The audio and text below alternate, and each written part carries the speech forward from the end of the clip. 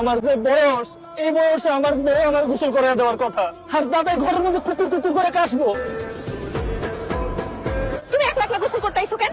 হ্যাঁ, খবরদার এরপর থেকে তুমি একলা একলা কখনো কিছু করবা। আমার না করে তুমি একলা একলা গোসল করতে আসছো।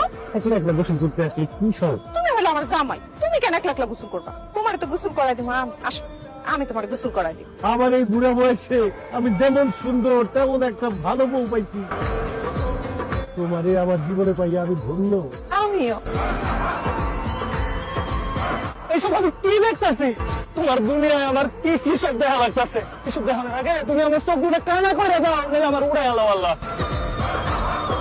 দাদি, তুমি কত সুন্দর যুবতী একটা মাইয়া, তুমি কেন এরকম একটা বুড়া খাটাস গোসল করাইবা? খবরদার আমার জামাইরে বুইরা খাটাস করবা না। আমার জামাই আমার কাছে ইয়া কোসি, আর আমার জামাইরে আমি গোসল করে দিলে তোমার সমস্যাটা কই? আমি এসব আর সহ্য করতে পারতাছি না, আমার হিংসা লাগতেছে। দাদি গো, আমার যে বয়স, এই বয়সে আমার বউ আমার গোসল করে দেওয়ার কথা, আর দাদাই ঘরের মধ্যে কুকুর কুকুর করে কাশবো। দাদার বউ দাদার গোসল করে দিতেছে, আর আমার মনে হইতাছে কি আমি কুকুর কুকুর করে কাশতেছি। দাদার গোসল করে দেওয়া হইলে আমার একটু গোসল করে দেন। খবরদার, আমার বউ তোরে গোসল করাই দিব কেন? তুই বিয়া কইরা বউ নিয়ে তারপর তোর বউ তোরে গোসল করাই দিব। তোমার বিয়ার পর আমার বিয়ার উপর থেকে সব শ্রদ্ধা উঠে গেছে। দাদির দেখানোর পরের থেকে অন্য কোনো মাই আমার ভালোই লাগে না।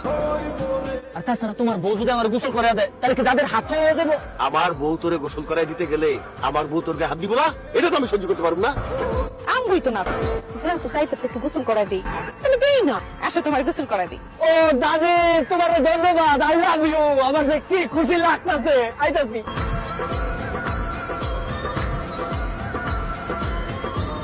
দাদি গোসল করাই দিছি, কেমন লাগলো? দাদি, তুমি আজকে আমার ডাক দিলে।